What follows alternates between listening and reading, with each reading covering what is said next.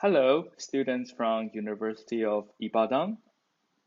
Thank you for inviting me. I'm Chengwei Liu, originally from Taiwan and currently an associate professor of strategy and behavioral science at Warwick Business School in the UK.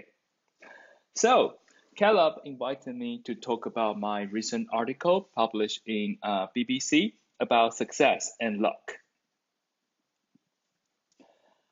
Exceptional successes attract our attention. For example, here are some examples that in the business school we teach the cases about this best performing firms and also the richest people how to invest as smart as they did. Also in sport area, many focus on this highest paid athlete. They made a lot of money and of course they may be very skilled. But let me give you an example to challenge this assumption. So you may recognize from this picture who they are. Yes, they're from Canada and they are professional hockey players.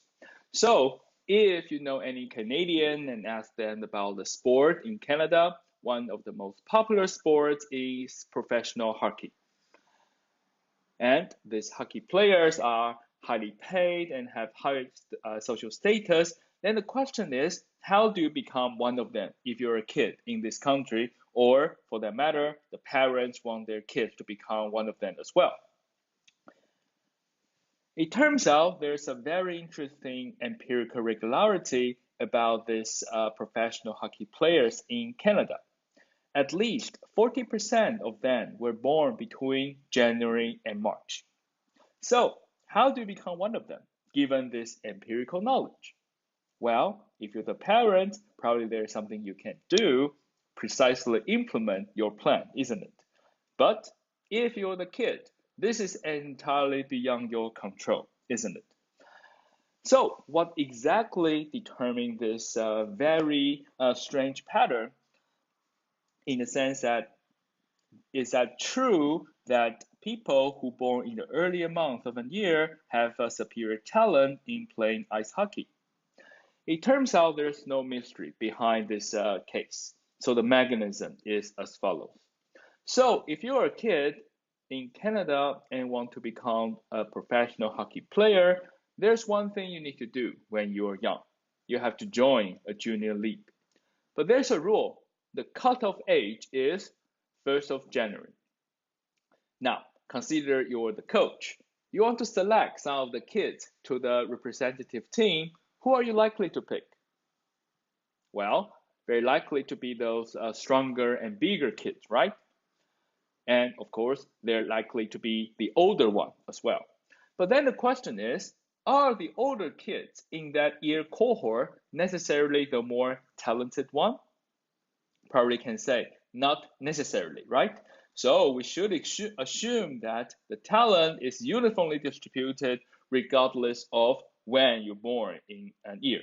But this empirical regularity highlights this small difference in the birth dates or birth months can be augmented in such a way some of these young kids, then they're being selected to this representative team, have more resources, more better teammates, and more opportunity to develop their skill. Eventually, many of them become, well, professional hockey player because of their initial fortune being augmented by this rich get richer dynamics.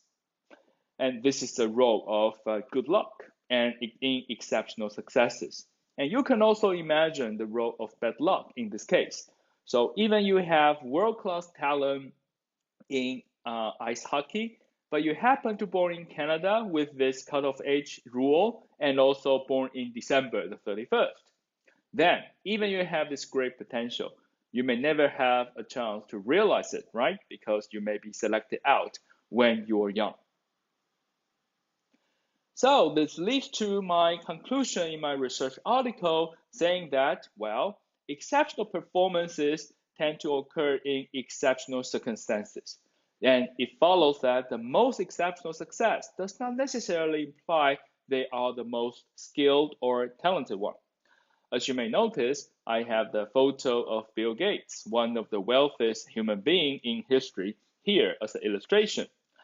So if we plot this expected level of talent or skill as a function of observed performance, then obviously Bill Gates, his wealth and his very impressive firm, Microsoft, definitely on the right hand side. Very, very successful. But the line I draw here suggests that, well, he may be the luckiest and not necessarily the most talented. And actually, in his autobiography, he openly admits the role of good luck play in his success. And one of the feature or one of the factor he referred to is the social connection of his mother that helped him to gain a contract from IBM, and that really create this big break for his small company then. And then, of course, the subsequent development is again a rich get richer dynamics. For each of the computer IBM sold, it will come with a Microsoft software. And then this can create this rich get richer dynamics and make their software more and more popular over time. And this is the main argument from my BBC article. If you understand these dynamics, then copying whatever Bill Gates do and hope you'll be as successful as he did is illusory, because even you can copy everything Bill Gates did, you will not be able to replicate his initial fortune, isn't it? So your imitation is bound to be disappointed. But Bill Gates actually is not relevant to you yet. To get lucky, like Bill Gates' autobiography also suggested, you had to be sufficiently skilled first. Like, IBM is not a fool. Even his mother helped him to get to know the IBM president then, but still, Bill Gates had to demonstrate that his software is good enough. So he was worked very hard to develop the Microsoft software so that IBM chose it. And this is the implication for you. So if you want to get lucky, then you have to be sufficient skill first, because chance only favor the prepared.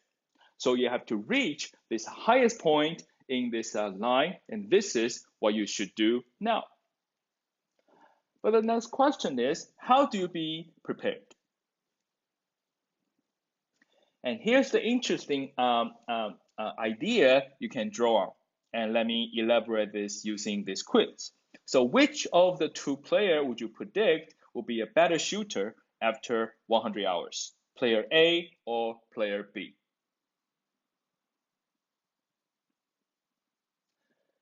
I ran this survey with quite a few of my undergraduate students, and many of them chose player B.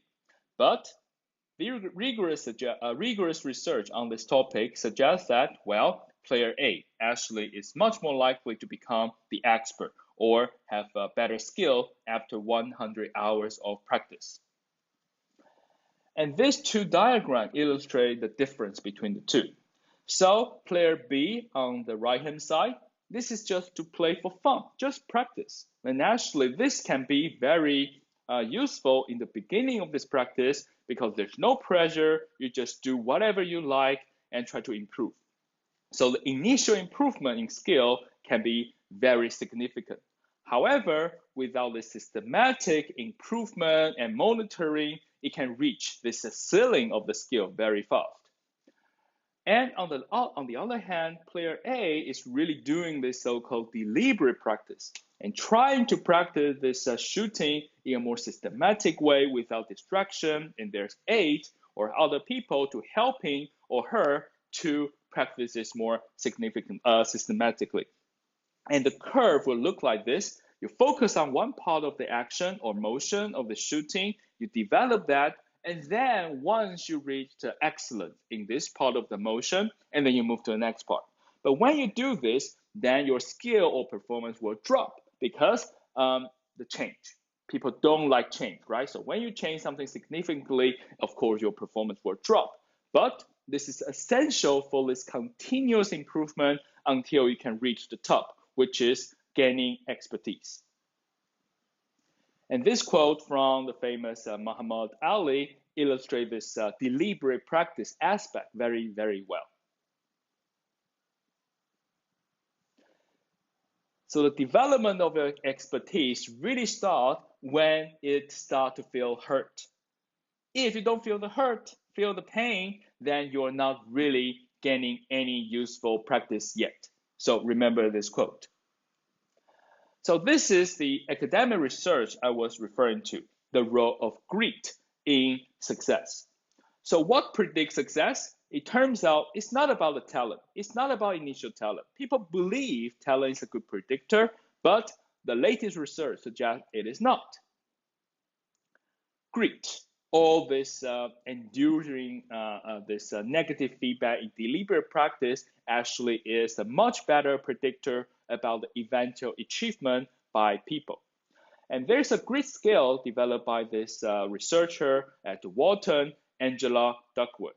There's 10 questions. You can easily Google it to measure your grit level. And here are 2 questions as example. So when you develop a new idea project, you being distracted from previous one. So if you select very much like you, then this is actually not a high grit illustration. It's probably you don't being distracted. That is actually with high grit. And also the second question, setback don't discourage me. I don't give up easily. If you choose very much like me, then it suggests that you probably have a higher grit scale than otherwise. So after you finish all 10 questions on this website, then you can compare to the typical Americans about how grit you are compared to average American. So if you have a on the higher end, well done. And if you're not having a high grit scale yet, don't worry. You can read this book. There's a systematic way to help you to develop your grit over time so that you can also engage this deliberate practice process. Deliberate practice is difficult, but don't forget, sometimes you have to go through the worst to get to the better. And many people think when they observe the successes, they feel it's very straightforward, right? You have the great talent, you work harder, and then you achieve your success. But a careful study of the more successful suggests this is not the case. Successful people, they know to win big or to succeed, gaining very exceptional achievement, you have to go through a lot of experimentation, leave your comfort zone, trying different things. And when you try this different thing, failures will follow because you don't know. But you should learn from all this mistake and try to improve from them over time. And that is the more systematic way. How do you achieve the eventual winning and success? Finally, good luck and bad luck happens to everyone. But what differentiates people is that you can deal with it, understand it, and then maximize the return on your luck rather than complaining about all the bad luck happened to you and good luck happened to others. It won't matter. You can't change that. But you can deal with it and maximize the return on whatever luck happens to you. On that, thank you and good luck.